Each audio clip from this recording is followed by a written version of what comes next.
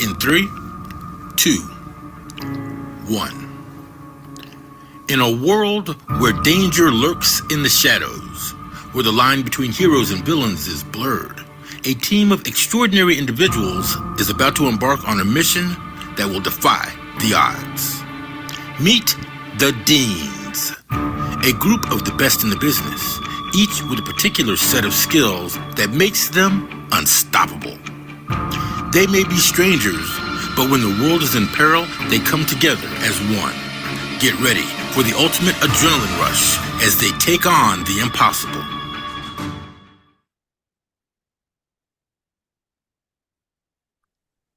They say that there's nothing new under the sun, and yet we working for justice, hope, understand that that's not true. While some feel liberated by a diagnosis, others feel bound by them. That juxtaposition shows up in the earliest of classrooms. With hindsight being 2020, we now seek inclusion over integration, but are in some ways at square one. Today, we discuss mainstreaming and the practical application of unothering for a more educational experience. Welcome to Break the Box, Unothering the Other. The views expressed do not necessarily reflect the views of hosts or sponsors or Ripe Fruit Foundation. This information is not intended to replace therapeutic or medical advice. This session is being recorded and will be live on Facebook. Today, we are joined by an amazing panel. Latina Nicholson, with over 20 years of experience in education, she's worked with families of children with autism, ADHD, learning disabilities, anxiety, and sensory processing disorder. She holds a master's degree in education leadership and political and justice studies with a post-baccalaureate certificate or certification in autism spectrum disorders. She's a proud mother and has 4 neurodiverse children. We also have Eric Endlich. Eric Endlich is a PhD, clinical psychologist, and founder of Top College Consultants. He guides neurodivergent students through the college application process and co-teaches the UC Irvine Continuing Education course. Working with students with learning differences, Dr. Endlich has served on the Learning Differences, Neurodiversity, and Diversity, Equity, Inclusion committees of the Independent Education Consulates Association and was honored with a Making a Difference Award for contributions such as a database of neurodiversity-friendly colleges. A national presenter and professional writer, Dr. Endlich is regularly interviewed by various media, including Forbes, Money Magazine, College Confidential, and U.S. News and World Report. We also have Jessica Taylor with us. Jessica has been working for Baltimore County Public Schools for 5 years. She started her career as a social worker with the University of Maryland School of Social Work and changed careers to education. She teaches English, literature, theater arts, and AVID, and that's a college and career readiness program.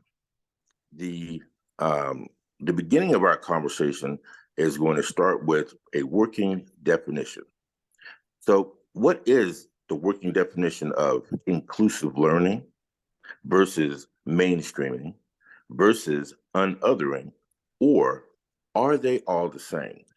And before we start, one of the primary missions here at the Dean Talks is to introduce you to current terms, I guess, and how those terms are always evolving.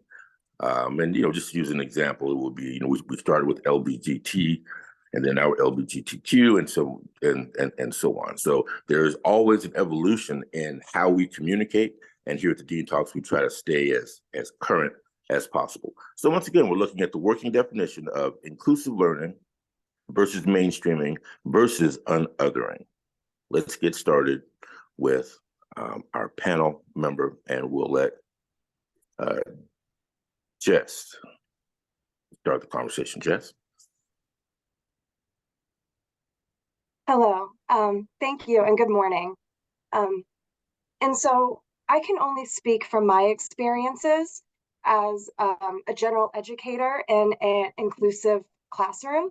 To me, inclusion is a classroom setting, a learning environment that establishes needs and resources for diverse learners of all sorts.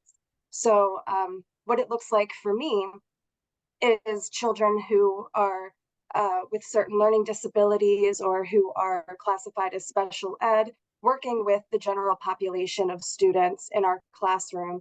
And it fosters a learning environment that helps to incorporate different viewpoints, different resources, and just allowing students who normally might have been isolated in their own classrooms to really share diverse points of view and thrive in a way that allows them to be with their peers. I am wholeheartedly agree with peer-to-peer interactions, and I think that it fosters growth among individuals who might not have that resource. Unothering is new to me, but to me, unothering is basically taking a student who might be different or on that could be neurodivergently, that could be according to race or cultural background, and basically just establishing a safe and comfortable learning environment among all peers on their with their specific grade level. Thanks, Jess. I'm Eric Endlick. I use he, him pronouns. One thing should add to the introduction to myself is I'm also a parent of neurodivergent kids and a neurodivergent adult myself. And working with, I got to say, I love that clip. A couple of things I love about that clip are, number one, it's a great example of inclusion. You've got dancers with and without disabilities working together. Also, I just love the fact that it sort of upends our expectations. You know, if you hear a description of a dancer, or if someone tells you they're a professional dancer, you wouldn't necessarily picture someone in a wheelchair. So it kind of expands your definition of what's possible. Students I work with have typically been receiving special education services. I'm typically working with high school students who are applying to college, and they desperately want to feel included. They often want to go off to college and have an experience where they don't feel separated, they don't feel labeled. So I see that so much that they have felt othered, and they're trying to sort of break out of that.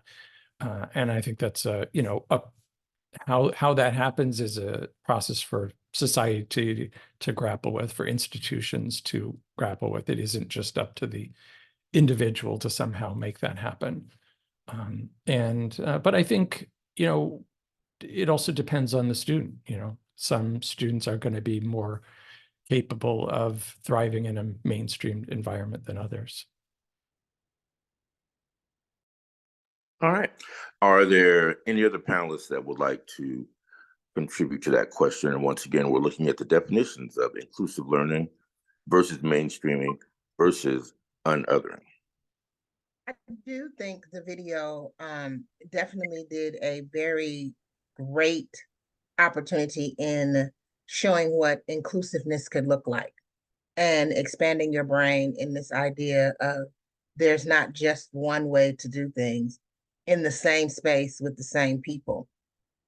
However, I think when we think of unothering, I think we limit it to just inclusiveness. I see, when I think of unothering, the best example I can give is a Dr. Seuss book, and the stars upon the R's. And so the ones with stars with othered and ones not. And so if we are really looking at unothering, then we are looking at taking all of the outside things off. And then how do we navigate the world in a different space in education if we are taking all of what is perceived as a limitation or that star upon the R's that identify you? How do we take that off? How do we remove that as the barrier to access to anything? Education, shopping, like how how do we do that as a world? And like Eric indicated, one of the things that creates that kind of othering naturally is the education system. It is labeled from the beginning is there's general education and special education. Like that already creates that star upon the R's, and it puts this idea in your head that these people should be over here or they should be over there. And then when you look at that and add that to mainstreaming, mainstreaming just says, oh, we can put the star in the main area and let that star stand out. Or how do we do that? What does that look like? So those are like my ideas when I think of those definitions and those words. I just want to add to that, that Yeah, I go ahead, think, Eric. yeah. I mean, my vision ultimately for a more inclusive society is environments that are organizations, institutions that are inclusive, and in the education sphere, that partly looks like universal design for learning, creating environments that help everyone learn. You know, just as a ramp at a building makes it easy for everyone to get into the building, there are ways to do that in the classroom. And so, of course, students really benefit from special education services, and students in high school and college may benefit from identity clubs. But the more inclusive and welcoming institutions become, the less you need to sort of carve out special services or groups, because everyone feels included to begin with. Okay. That prompts me to think about something. And I guess the longer that I've been hosting the Dean Talks and working with the Right Food Foundation on this, very critical mission of enlightenment and understanding, here's where I am. And feel free to jump in, panel, if you have any thoughts on this. Education itself is, you're taking and learning something, and as you're learning something, you have to track that knowledge. You have to have a standard as to how you are progressing in your educational experience. And I think in some cases now we are in a position where we can't just use a standardized example in order to gauge intelligence, in order to gauge development. So where are we now, folks? Where are we with what is the important piece with how people develop? Is it following the standardized structure, or is it finding ways to recognize talent in other ways? So I'm curious to and I know that this isn't one of our structured questions, but since we have such an esteemed panel here, I'm curious to just kind of go through the panel and just have you give some feedback on how the landscape of education is changing to become more welcoming. Are we where we should be? Are we behind? Are we too far ahead? I just want to get a couple of comments in. Let's go with Jess first. Hi, thank you. I think that is an amazing question. As far as somebody who teaches in the inclusion setting, sometimes our learners will not know if they are a student who is, getting the services for special education or general education. I think sometimes if it's done correctly, it's seamless. The kids are all just working together, and those resources that we're providing for special education students are also being used for our general education students as well, right? But no, we still have a lot of work to do in that aspect. I think teachers are now using more flexible ways of showing skill sets and making sure curriculum is still being followed. However, if a student, say, is uncomfortable with writing something out, maybe they can explain it to you. verbally. Maybe they can draw something. It's varying those assessments according to how they can show you that they have still learned those skills, but just according to them, right? According to what works best for their learning styles. However, with standards-based assessments that usually come from the county that you work in or the state, those still have a long way to go, because they are usually multiple choice. They are usually something that you're not even saying that's on par with certain grade levels, like with the, say, the readings or the texts that they provide for those kinds of exams. And I try to remind my kiddos all the time that it's not about however you perform. A test is not going to define your intelligence at all, right? But I do feel like with teachers specifically, we have control over the type of assessments that we can give, but it's going to take a while before the state or the county gets on board with those types of things.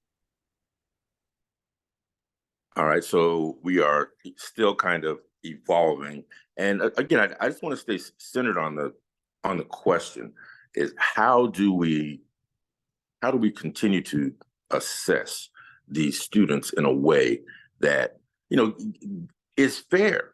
And it's interesting because I know, and I'm not fully versed with this, but I just heard that the SAT format is going to be changing. So that seems to be kind of recognizing that things aren't the same as they were 20 years ago with student assessment. And how do we make sure that that teacher or that instructor has a modality in order to express how a particular student learns or doesn't learn in a particular situation? And what just came to mind was how questions may be worded if you take an urban environment, for example, and you take a rural environment. If you have a question that says, how many chickens lay how many eggs or whatever, and that's in an urban environment, those students may not even understand, the chicken egg concept, and maybe that same question would be changed in an urban environment to say, okay, how many cars are going by honking horns or whatever. So it seems to be a work in progress, but I'm just very interested to see how we can try to keep track of giving people access and making sure that we are not leaving knowledge behind simply because we don't have a, as it was alluded to, an ABCD, question on a multi-choice test. Maybe the answer is we're going to move towards more expressing your ideas in a paragraph, and then having a teacher that can assess that and quantify that more on the teacher end than coming specifically from the student. Latina, did you have any input on that? I definitely think it is a work in progress. I don't think that we are there in no means of the stretch. I understand we have to have a standard of comparison, and so the standardized test and those things, but we have, in most spaces, have not acknowledged that learning differences and ones that we already knew. So I'm not even talking about the ones that we are still learning about. We have known for years there's kinesthetic learners, there's audio learners. Like, we've known that for years. So that is not, we're not even talking about ADHD or ASD or any of those things. We're talking about, we have known for years that people learn in different ways. However, we only test in one way. And so I think we are very far behind when we look at how to acknowledge differences. And again, I have analogies. I come from analogies. I'm a storyteller. So, and how I relate things is I think about most of us who have lived in urban communities or rural communities. We know a gentleman who is probably the best auto mechanic that you could ever have in life. They know everything about every car and will fix your car in a way better than the dealership or any of the other places. But that gentleman has never, ever been to one school, barely probably got through high school, but they're the best auto mechanic. And nobody necessarily acknowledges that person or that gentleman as being an expert in the field of auto mechanics. And I think that is the thing we need to think about, and how do we assess learning and education and what happens. Eric? Yeah, I love Latina's example. You know, it sort of illustrates the idea of multiple intelligences rather than sort of looking at one kind of intelligence. People can be really capable in a wide variety of areas. Just to zoom out on your question about, you know, are we going forwards? Are we going backwards? In the big picture, I would say both. You know, if you look around the country, if you read higher education news, as I do every day, you'll see, sadly, that there's a war on diversity, equity, and inclusion efforts in some states where they're actually being made illegal, where universities can't have these offices and staff. So that is very concerning, that it's going to make it difficult to create more inclusive environments. On the other hand, I also see in the news, increasingly students are starting neurodiversity and disability clubs on campuses, or asking the university to create something called the Disability Cultural Center. And universities, there's a new concept of sort of the autism-friendly university. Again, it's that sort of universal design, make the whole institution friendly rather than just carve out services. So I'm seeing encouraging signs as well as signs of concerns in some areas. Back to your question about assessment. So, you know, with standardized tests, I think you mentioned the SAT. There's a long history of concern that standardized tests have inherent biases. If you read articles on this, some people will argue one side, some people will argue the other. Even if you think the test itself isn't biased, there's certainly biases in the environment, in the sense that if you are in a wealthy family, you can afford test prep, which could lead you to do better than another student who can't afford test prep tutors.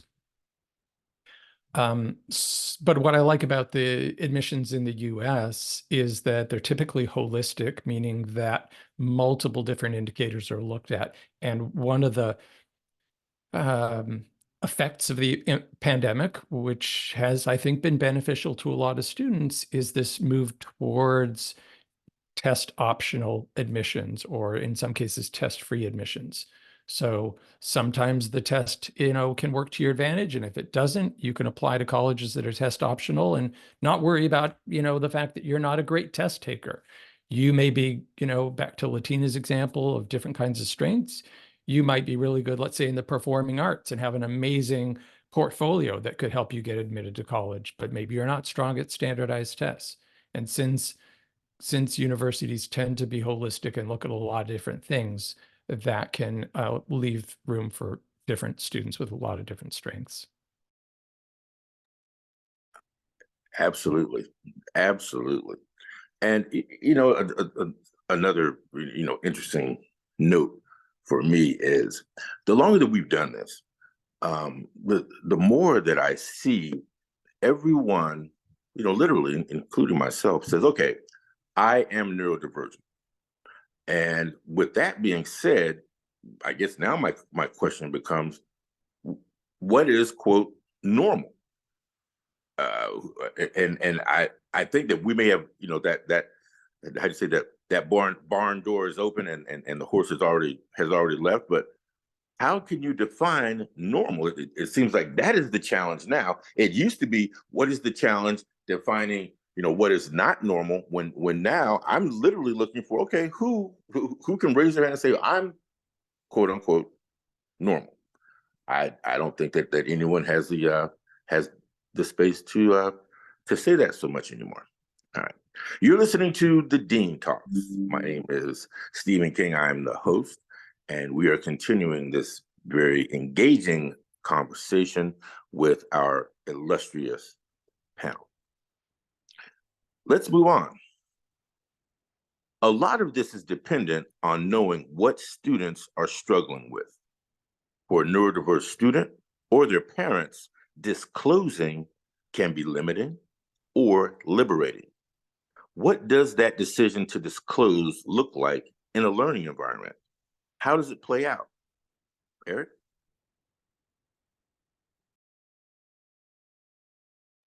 sorry. This is a topic that comes up a lot with the students I work with. Again, I'm primarily working with high school students applying to college, and students with different kinds of disabilities, primarily neurodivergent students. And this question comes up a lot with students and often their parents. Is this something colleges are going to know about? Is this something we should be telling colleges about? Is it going to help? Is it going to hurt?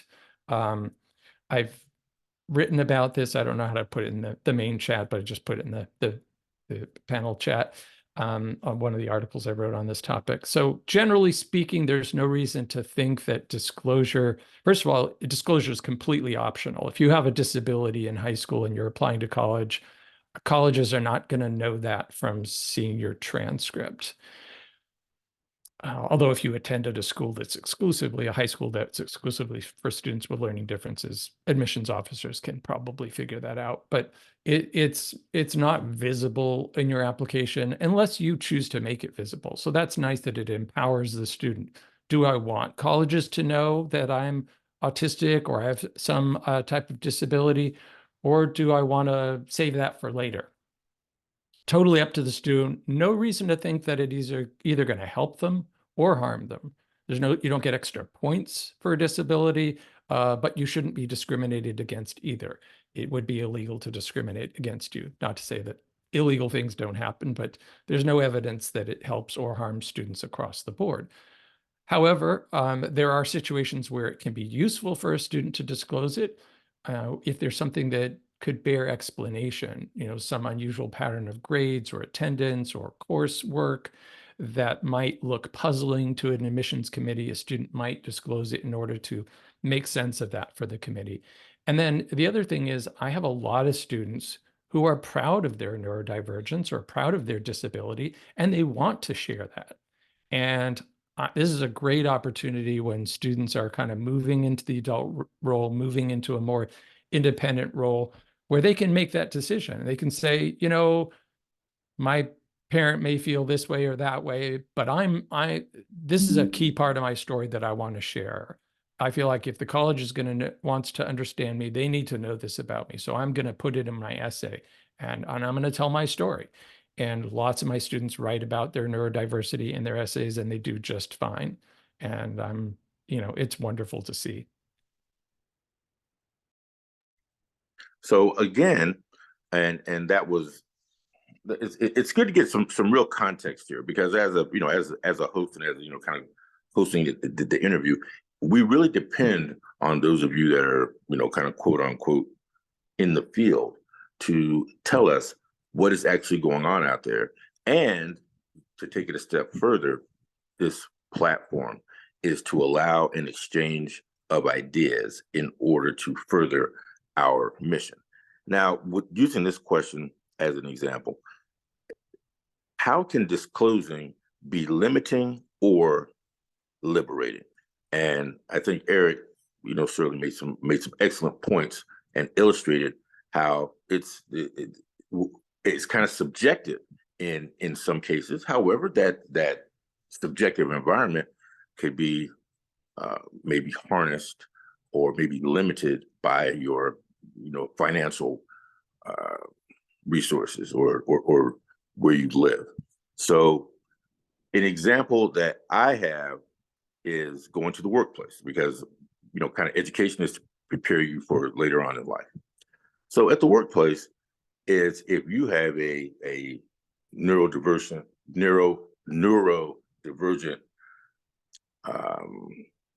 presentation of some kind, your workers, your worker may say, well, why do you do this or why do you do that? And then you disclose to them, well, I do this and I do that because of this reason. That then takes this into kind of a parallel. There's one that is based on just how you output whatever it is that you're doing. Do you do that well? And then there's another social interaction part that also comes to bear when, how would someone be chastised, for example, if they admit that they are neurodiverse? And I think that's where, as education prepares people for life, we need to be kind of cognizant of how we can provide tools, maybe that's a word that I could use, so that we prepare these folks for transition into the workplace or into, doing nonprofit work or, whatever it is that they're going to be doing. So when you unmask, do you suffer any repercussions? Maybe not on the output side as far as work goes, but are there any social repercussions? And if so, how can we, work around those things? So this is a great question, and these aren't really questions that we're going to answer necessarily today, but these are questions that are thought-provoking, and that is what this is all about, is getting people to have these conversations in general. So is any other panel member ready to jump in and talk about that as to whether it can be limiting or liberating for disclosure in the educational environment? So as an advocate, I am a proponent of disclosure. And I find in my work that this only becomes a real barrier generationally. The millennial generation and younger have less barriers in adultism when they disclose. However, if you are an X or an up, there is some barriers to disclosure because of the fear of being treated less than and being ostracized. And this idea also comes about in communities of color outside of other communities. I tend to say all the time, and in my platforms, I talk about how, unfortunately, autism and being Black is very different than autism and being Caucasian or being white. It is not the same. And autism being brown is not the same as autism being white. It is just not. For most Black people who have children of autism, there are only two types of autism. There is the autism where your child will need lifelong help and care in your family.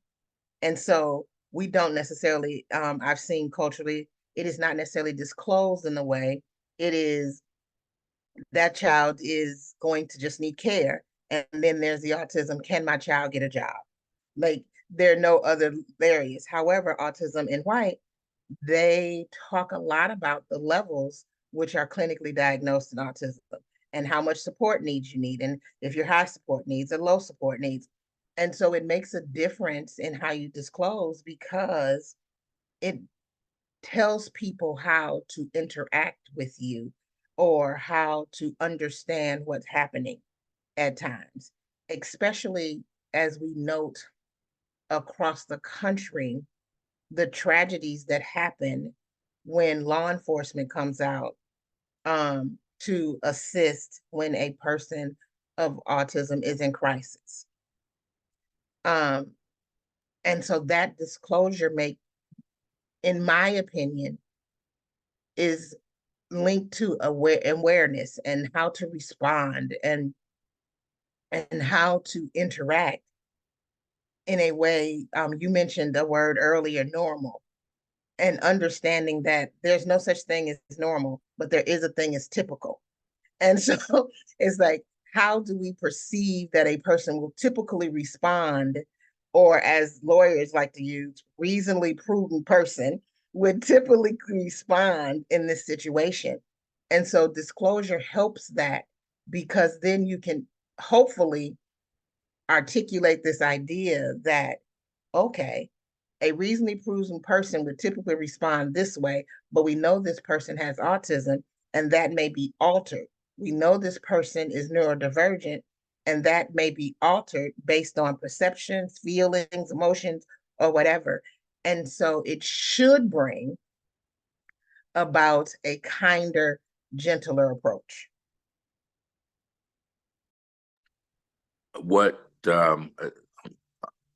you said about law enforcement really resonates with me, because if you have someone who's presenting for whatever reason, and law enforcement does arrive, and now what you're saying is, okay, in this case, we need to try to explain to law enforcement why the person is acting the way that they're acting, as opposed to law enforcement maybe reacting and saying, well, this person is loud, therefore they're disturbing the peace, so our solution is to put them in jail, right? Which solves the problem in the community right then, as far as whatever the disturbance is.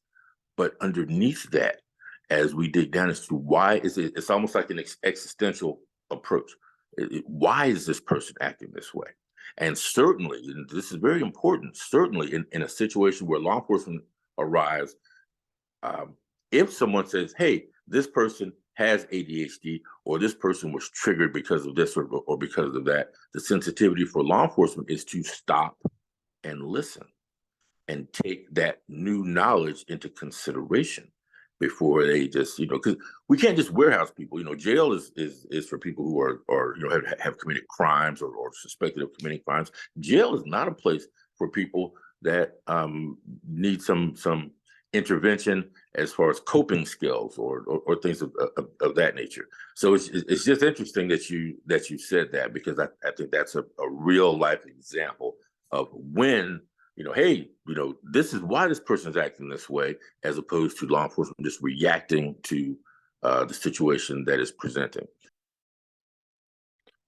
You're listening to the Dean Talks. My name is Stephen King, and we have an illustrious panel here with us as we're continuing to talk about breaking the box of your label or diagnosis.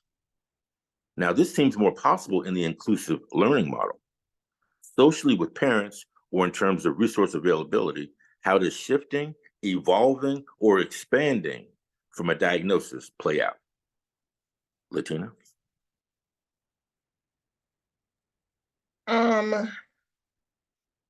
I think the evolving from a diagnosis plays out is understanding that you are not your diagnosis. Your diagnosis is just a part of you, like the color of your hair, like being tall, being short. It is a part of who you are. It is not the end all be all. And I think evolving is making sure that we help others understand that, and understand that the supports that come with the diagnosis or the neurodivergency are required. And I have a couple of examples I like to give when I am talking about this in other places, is I wear glasses. I cannot read without glasses. I can see very far if you take my glasses off. Like, I am an anomaly when it comes to wearing glasses, because most people that wear glasses cannot see far away, or they have a difficulty with both. Me, I can see across the street. I can see and read things across at the board. Put a piece of paper in front of me and ask me to read it. Can't tell you what one word on the paper is. No one would ever ask me to read a book without my glasses. In fact, people would say, hey, where are your glasses? You are struggling here. Let's provide this thing so that you can read fluently. But as a society, we don't see glasses as a disability. But it technically is a disability. There is a deficit in my vision. There is something that is askew or not typical in my vision. And so I think that evolvement needs to happen, like Eric mentioned earlier, in universities. We create ramps so everybody can get in. And we are almost appalled when we go someplace that there is not a ramp for people to get in. People are like, what? What do you mean you don't have a ramp? Because it is necessary, and we understand the importance. So I think that kind of, when we want to break down the barriers of othering and all of these things, is that we need to create that kind of environment and evolve to that environment across every sector of life. Wow. So we are talking about breaking the box or the label of your diagnosis and how to expand out from that diagnosis.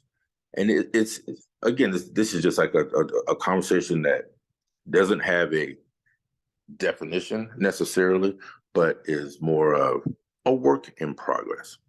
So any other panel members like to contribute to how are we expanding out from a diagnosis and how does that play out? I just want to add a little nuance to something Latina was talking about, saying that we are not, you're not your diagnosis, that you're more than your diagnosis. I think if you asked a lot of students would agree with that and would say, you know, I'm a musician, I'm an artist, I'm an athlete, and I also happen to have dyslexia or ADHD. But not everyone would say that. Historically, neurotypical people and professionals working with neurodivergent people were taught that it's better to use person-first language, a person with ADHD, a person with autism. Turns out surveys of autistic people show that 80% of us actually prefer identity-first language. I'm an autistic person. It's a central part of my identity. And just like you wouldn't say, you know, a person with whiteness or a person with maleness, you know, so just like with pronouns, I think it's best to ask the person how they want to be identified, how they think of themselves, because not everybody thinks about themselves the same way. And another thing about diagnoses is that could be shifting within the person in the sense that people get different diagnoses as they go along. I work with lots of teens who have only recently got the most recent diagnosis. Maybe they already knew they had ADHD. Now they got a diagnosis of autism just in the past few months. And they're coming to terms with that. And coming to terms with it is a process. It isn't like, okay, just check that box and move on. It's like, wow, I got to really think about what does that mean for me? And what kind of services do I need? And how am I going to talk about myself? How do I think about myself? So it can be pretty complex and different depending on the individual. Absolutely. And again, that kind of feeds into why we're here. We're just trying to have a conversation here. We're trying to gather as many people using this technology that we have at our hands so that we are bringing in people from around the world to source their ideas on this very important topic. And it's just, you know, for those of us like me, for example, who's, you know, I've been on the planet for a while. I remember before the internet. And I remember when we had to actually, and I know some of you aren't gonna, but we actually had to write a letter. And you know, you would write a letter, you put it in the mailbox, and you know, maybe 7 days later, if the person would get it, they'd write a letter and send it back. Now everything is done immediately. And I think with that immediacy that people are used to, people are looking for these quick fixes on everything. And that's certainly not the case. I'm going to resonate what I said earlier, which is, what is it? If everyone here is neurodivergent, then that seems like the norm. So maybe where we are now is finding a way to normalize what has traditionally been called, you know, what's neurodiverse or whatever, when everyone has some form of something. And we just need to continue to figure out how to move that trajectory along. Listening to the DEIN Talks, we are having an engaging conversation with our panel. That was excellent. And these are some of the things that we look for here on the DEIN Talks. So what are some of the techniques that can be used? Something as simple as not only saying, well, just, you know, drink water, but the explanation as to why you should drink water is what is so very important there with that last video clip. So with that said, intersectionality. What are some examples of intersectionality for neurodivergent students, and how does it impact how they engage? Let's go to Eric. Sure. Latina had some great comments about intersectionality earlier, although I don't know if you use the term explicitly. So students, in addition to having some sort of diagnosis, kind of marking them as being neurodivergent, may also be a member of a minority group due to their race, gender, sexuality, socioeconomic status, or other factors. And many of my students are members of more than one minority group. And a large percentage, those of us who are neurodivergent, were bullied or teased in childhood, marginalized, treated as some sort of outcast. And if you're a member of more than one minority group, I would imagine, I haven't seen statistics on this, I would imagine your chances of being othered, marginalized, mistreated, bullied are even greater. And then it creates additional challenges for the students I work with to sort of figure out, well, what does that mean for my identity? So if I'm queer and gay and autistic, or Black and autistic, do I fit in with this group, that group? Which clubs do I join? Do I really feel comfortable with this group that might have some of my identity in common, but not other parts? So I think it just creates additional challenges for students sort of finding their place or finding their people. With that said, okay, intersectionality. So we have, as an example, let's say that you want to identify as there are people who are identifying now as animals, right? So you say, okay, I identify as a puppy. Now that is something, when 30 years ago, that comment, you say you identify as a puppy, well, there's something wrong with you. However, when we get to the root of what it is that makes you who you are, and you may identify with something that you see another member of the mammal species, or reptilian, or whatever it is that you see that you identify with, there's nothing to say that that's wrong or that's right. It's simply you. So since that becomes part of you, how do we have that discussion that says it's not abnormal, it's just you? And I know going through life, just use one of my examples is, as I was younger and I saw someone who acted a certain way or spoke a certain way, what I would do is incorporate that into me. And that is, I think we are now more sensitive to that incorporation may come outside of just dealing with your neighbors, or because with the internet, you're so exposed to so many new things now that it's just not the same. You didn't grow up in the same town next to the same person and get married and have children. Now you meet someone on the internet and from a different country or whatever. So there's so many different dynamics, and we're trying to stay ahead of these curves because we just don't want people left behind. And that's what is so important. There is no wrong way to be you. There is no wrong way to be you.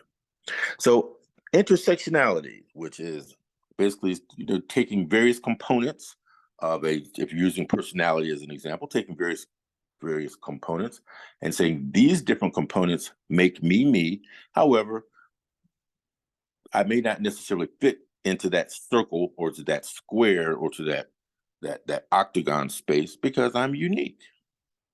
And that is what is so important here. And I've just been exposed to so many different people, and I just look in awe at people who say, just like me, yes, I'm neurodivergent. Now, don't ask me what that means, because I don't know, but I do know that I'm neurodivergent and I am not neurotypical or neuronormal. And I just don't find anyone who is anymore. And that's why conversations like this are so important.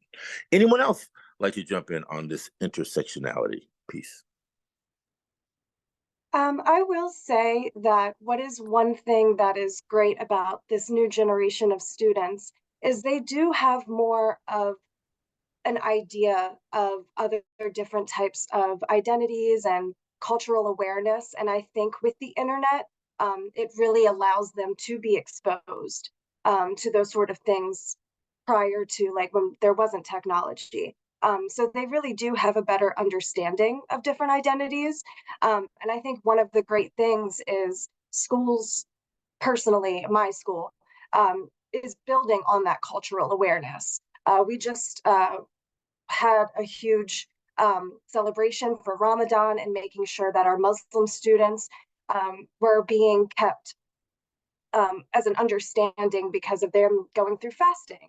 And so we had to, provide supports that they might be maybe exhausted or tired or a little bit more irritable because of the fasting. And just having those types of awareness is so important as a teacher, like understanding, okay, so this is why they're working a certain way. But the biggest thing that is very helpful is building a sense of community and safety in the learning environment. I feel like students now are so more accepting because of the language that they have been given and spreading those different awareness of different cultures, different identities, that sometimes they're not even, when they're interacting with their peers and having peer-to-peer interaction, they're not even thinking with that lens, where a teacher might be because of, different barriers that they were given in the past. But what I'm seeing with this newer generation is the language and is the awareness, and just having peer-to-peer interactions that seem a little bit more seamless now.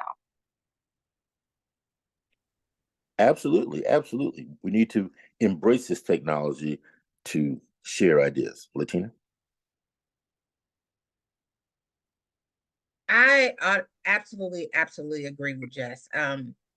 I find that the students and the generation are much more accepting, and I liken it to the idea that children, regardless of backgrounds or if they can talk or if any of those things happen, children figure out how to play with each other.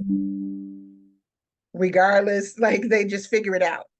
And usually those implicit biases and those barriers don't come into play until they are taught them by a generation that had those barriers. And then there's this kind of, because children are designed to please the adults around them, like that is kind of the design of children, is they want to please the adults. And so the children take in what the beliefs of the adults around them have. And that's when those biases and those places of intersectionality are blaring. And I can say that even like in just my own self and thinking about my intersectionalities, and I can't avoid being identified as a Black woman. Like that, there's nothing I can do about that. That is the that is the preceding thing that walks into the door. However, I am also neurodivergent, and I was diagnosed with ADHD in my early 20s. And so I've known for a very long time that I had ADHD, but it was a thing that I did not disclose because of how it is perceived in understanding and what that is. And then people around me just knew I did some quirky stuff. And so they added that with what it is. The only place that I see the difficulties is when we talk about twice exceptional students when they're young. Like Eric mentioned, that most of us that are neurodivergent were bullied in some way. Children have a hard time understanding, for lack of a better term, smart children who have disabilities, like because they are interested in other things than what typical children are interested in. And so that is where I think we could have a lot of more discussion on how we look at all of those intersectionalities, because we still very much look at IQ as a deciding factor of who's smart and who's not, versus a blending of that. But I think this generation does an awesome job in just being, if I like you, I like you. If I don't, I don't. And and that's pretty much it. I'm gonna hang out because you are cool to hang out with, regardless if you're queer, if you're neurodiverse. They kind of do a really good job at that. Can I I just would Yeah, please, Eric. Absolutely. Absolutely. Yeah, thanks, Latina, for pointing out the additional sort of complexities of twice exceptional students. I love working with twice exceptional students and moderating an upcoming panel on that very topic. And I see it sort of cuts both ways with 2E students, either because they are smart and they're getting good grades, they don't get the supports or understanding for the challenges that they have. And, the school system may say, look at their transcript, they're getting A's, they don't need an IEP. Or the flip side, that because of their other labels, they aren't given the opportunities that they deserve given their capabilities. So because maybe they have a label of autism, that they're not on a college going track in school or something like that. And also want to go back to Jess's comment about, the changes in the generation that we're seeing. I also agree. Kids today have an openness and inclusiveness that is really encouraging, very exciting to see, that wasn't there when I was growing up, as far as being welcoming and understanding of, say, different gender or sexual minorities. That being said, there's also parts of the country where it seems like teachers, instructors are being told they're not allowed to talk about gender diversity or sexual diversity of sexuality, which is really concerning. But I do think in the big picture as a society, we generally make progress and go in the right direction. And sometimes it's 2 steps forward and 1 step back. What you said, Eric, resonates, and it brings another question to me, which is, we're focusing on how we're utilizing this technology for students to interact, and okay, they like hanging out with each other, and that's fine. Are the teachers, are the instructors, are they being handicapped with maybe these old-fashioned ideas? And how are we addressing that? We've talked about the student side, but and I'm once again, I'm just going to open this up for the panel. Are instructors being coached in this new way of learning, or are, depending on where you are, just using rural versus urban again, if you're in an urban environment as an instructor, do you have enough resources, enough exposure so that you can stay current with your student body, versus maybe a rural environment where maybe you don't have that technology, that technological support? So again, my question is, what do you think? Are the teachers,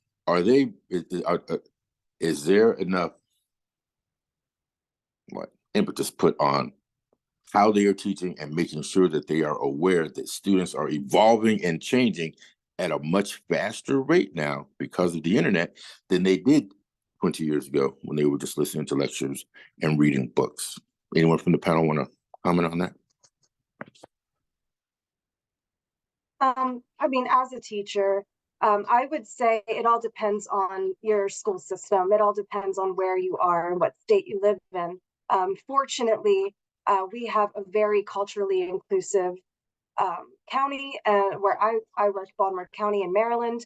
And so we have a lot of professional development based on cultural awareness, based on integrating inclusion in the classroom. So we are very lucky to have that. However, I do know of teachers who have to be very careful in the classroom environment, where maybe I have the experience where me and my co-teacher, we can co-plan and we can create our own lessons, where we give student voice specifically around, like, what books do you want to read?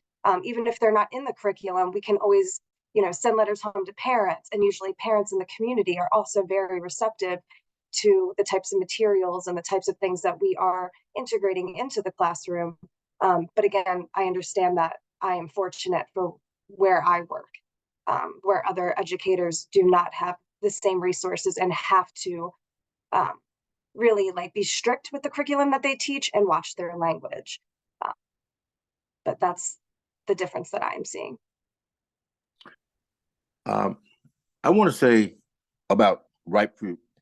We are currently working on how is the classroom designed, and that is not just in the physical layout of the classroom, but it also involves how can we share resources on a platform that maybe would allow the resources of a New York City to get to, rural America or even other parts of the world.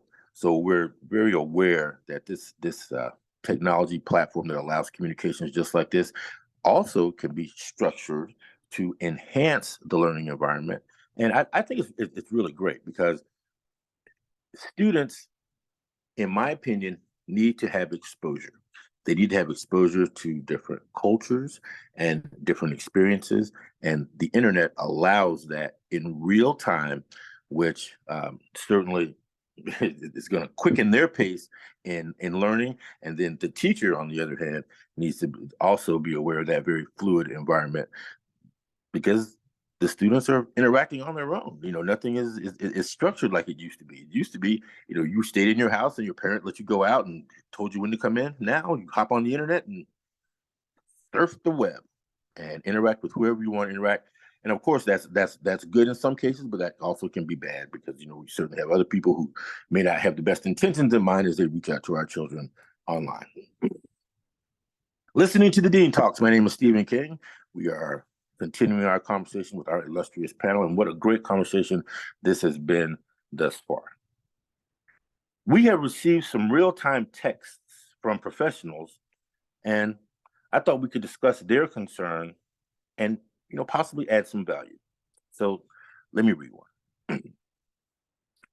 I've admittedly never heard of this term othering. Mainstreaming increased with the No Child Left Behind. Largely, it's a good thing. They get higher vocabulary exposure and social skill development being with peers. A major issue is graduation requirements. They still have to meet standards when there's no alternative diploma option. And removal of an option of a real diploma, that's a big deal. We have too many kiddos in the no man's land space, and that's really hard. They're too self-aware and developed to be placed in a room of students who are nonverbal and struggle to access curriculum. But they're way too low for general ed, and so they're lost. And that's from a female school psychologist who is overworked and underpaid for her value. Panel, would you like to weigh in on that comment?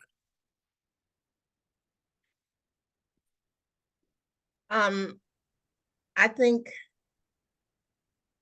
it is a very accurate comment. As an advocate, I find very often, and we were having an offline discussion, I feel for teachers and I feel for those in this middle space, because administration and states and districts are tying learning to the standardized test and to jobs, and it makes it difficult for those people in the middle who genuinely want to provide the best education or options or resources for the children, because there are all these mounting requirements. We mentioned books earlier, and in some places we can have certain books, and as we know, in some places we cannot have certain books. Excuse me. And so I feel for those school psychologists and teachers and the places in that middle space, because there's a very fine line for them to participate in a meaningful way. And if, on the other hand, there are the parents who are unknowing or unwilling for whatever reason, and not saying that the unwilling is a terrible thing, but there's a plethora of reasons why they could be unwilling. Or then there's parents that are active and get advocates and come to meetings informed and understand what's available. And it puts all of the teaching staff and the people who are hands-on with our students, it just puts them in a very precarious place. And so it does put our children, who end up being the brunt of the fallout and terrible, terrible situations. Children fall through the cracks because if you're a child in the classroom who is struggling in reading, but you are not a discipline problem, nobody will probably ever know that you are struggling reading. Like no one will ever know until there's a standardized test somewhere, and then the child's in 5th grade and everybody's like, oh, wait, what happened? Well, it wasn't a discipline problem. You know, the child wasn't a discipline problem. Or if there's a child that's social, then no one would ever know that this child has anxiety or something because they appear to be social, and they have gotten out of like performance because they appear to be social and they have friends and peers. Or like we talked about earlier, being twice exceptional. If the child got good grades, then no one knows that we need support in other areas or vice versa.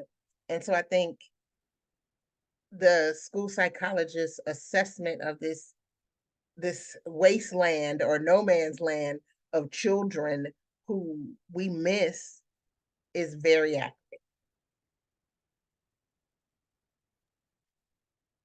The interesting thing that you brought up here, I'm going to use another a parallel. I'm going to use the criminal justice system. So we have a court system that, depending on where you are in the country, depends on how the court interprets your violation. So what someone can get away with and get 5 years in jail in Montana, in Florida, they'll get 40 years in jail. And my point is that here and just using the United States, here in the United States, there are different cultures depending on where you live. Those different cultures transfer into how education is dispersed.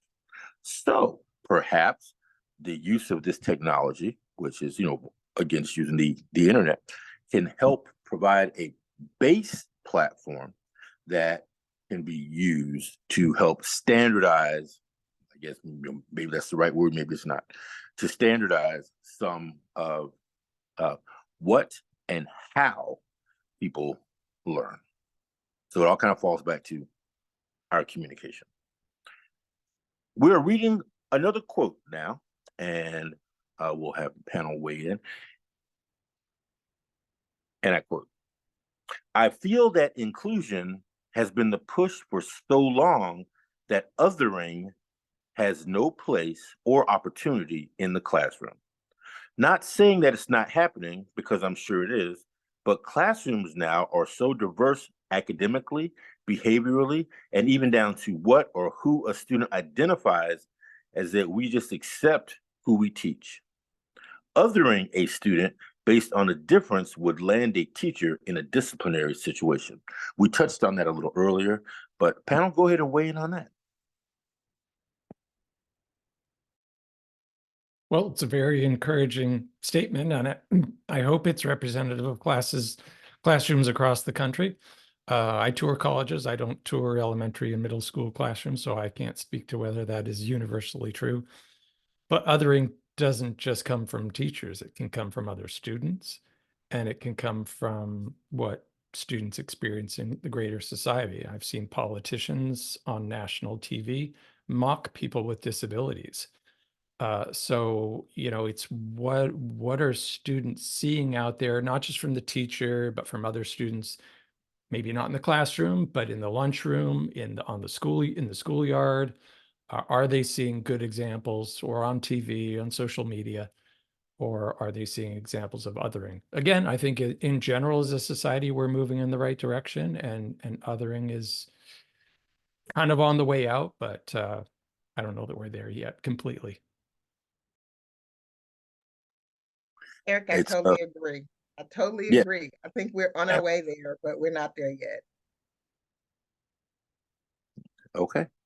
And I guess the big takeaway from this is it's all about constant communication as we struggle to define. It's kind of weird in that we're trying to define something now. And by the time we come up with what I guess is considered a definition, well, now that thing that we're defined has changed. So we're constantly evolving those definitions. It's one of the things that we work on quite a bit here at Ripe Fruit.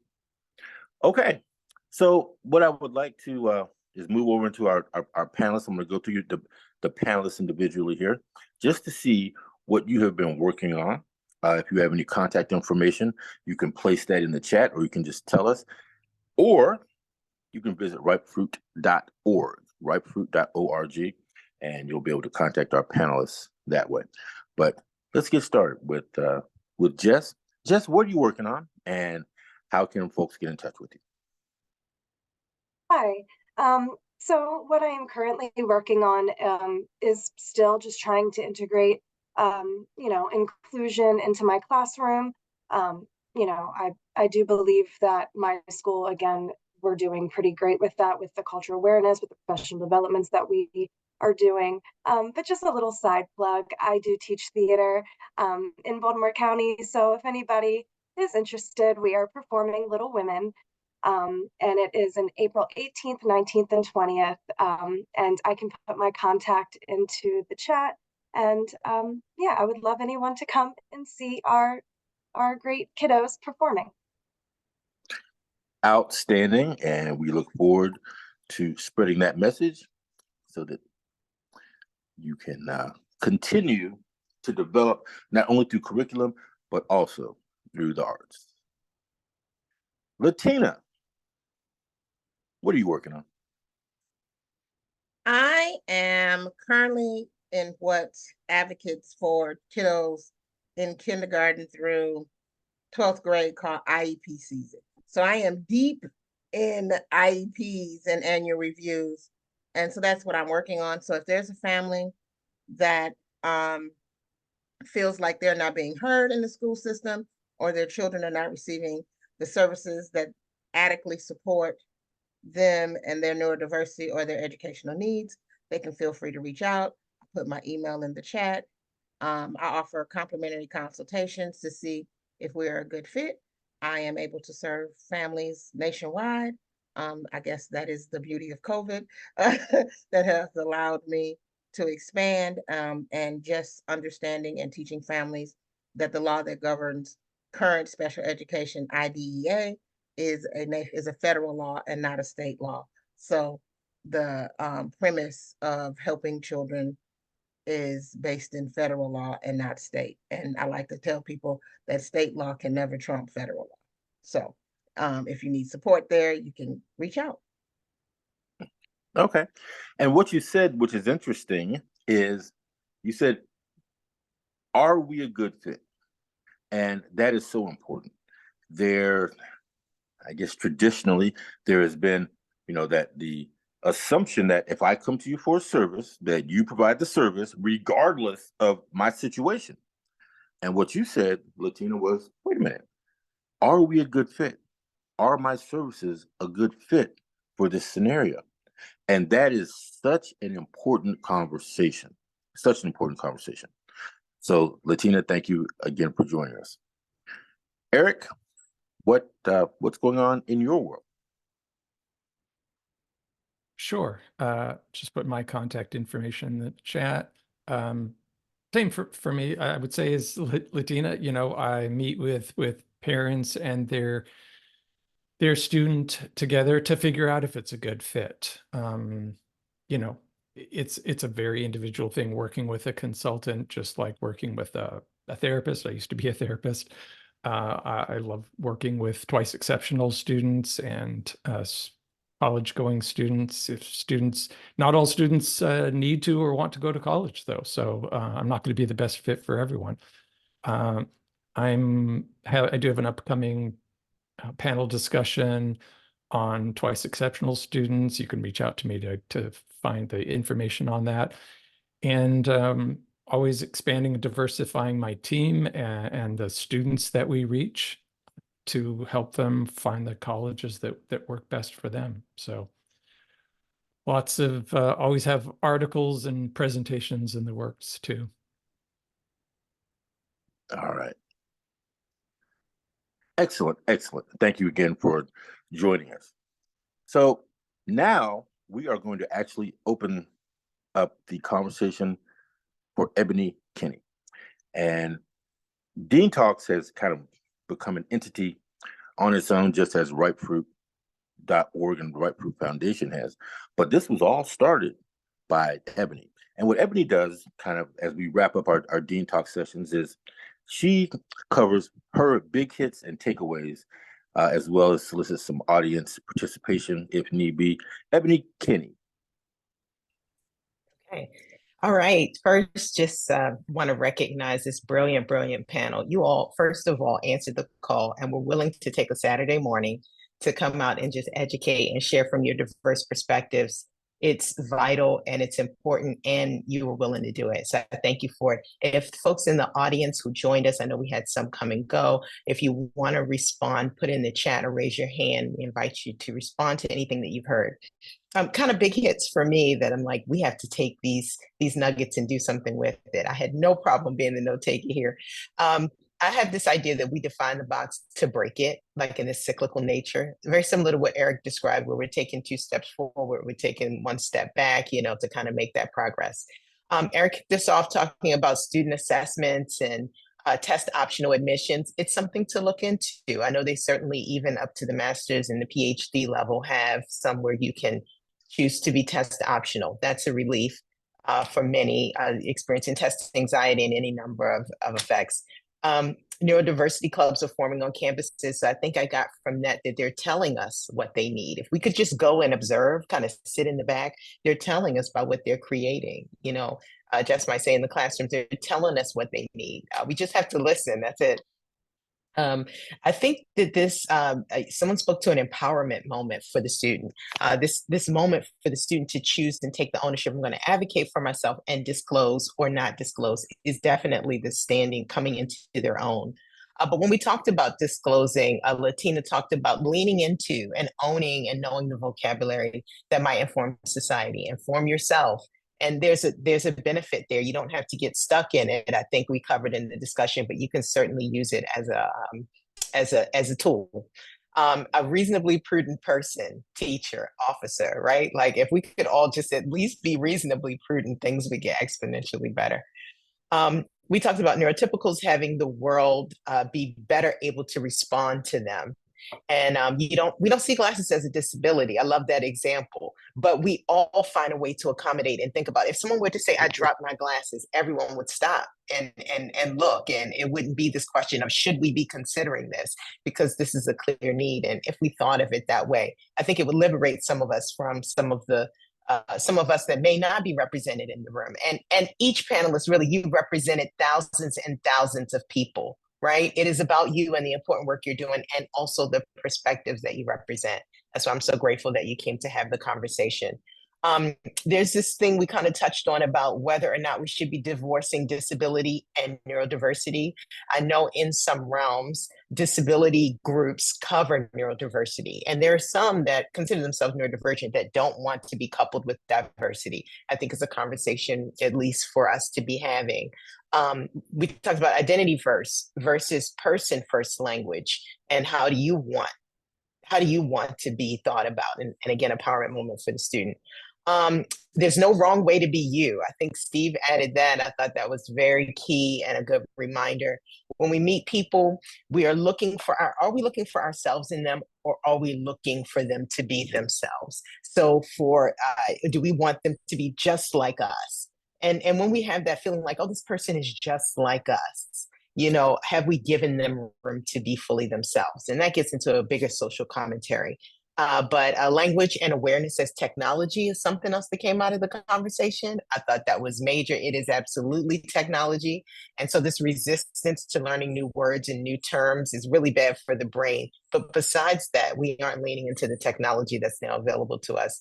And then finally, in the big hits, I have youth today are getting it. I think folks were just the wrong age. I think the people who are the decision makers were just the wrong age. That's it. But opposites attract, and people with whom we have something in common is a better language than just like me. And teacher restrictions, it's a waltz. you know, this sort of 2 steps forward, 1 step back. So I just thought it was a very key conversation. I'm going to launch a poll. I invite you to join the rest of the sessions or look them up if you're finding this online. But I thought just just such an amazing conversation. I kind of settled into it and felt very comfortable and comforted in it. And I'm sure many neurodiverse individuals who watch this into the future will as well. Thank you. And I'm going to turn it back over to Steve. Thank you, Ebony. You are an inspiration because all of this is kind of the product of your brain. Okay, so I would like to thank everyone for joining us today for Dean Talks. And this has been the commencement of an exciting new season. Make sure that you visit ripefruit.org so that you know when the next Dean Talks will be held. And our next session is going to be titled Not KNOT, Not Your Type, Nexus of Neurotypes and the Classroom Forget Your Place. So ripefruit.org is where to go to get more information on our esteemed panelists. Ripefruit.org is where to find out more about Ripe Fruit Foundation, Ebony Kinney, and me, Stephen King. Thank you all for joining us for this session of the Dean Talks, and we will see you the next time. Visit ripefruit.org for more about Ripe Fruit initiatives. Thank you.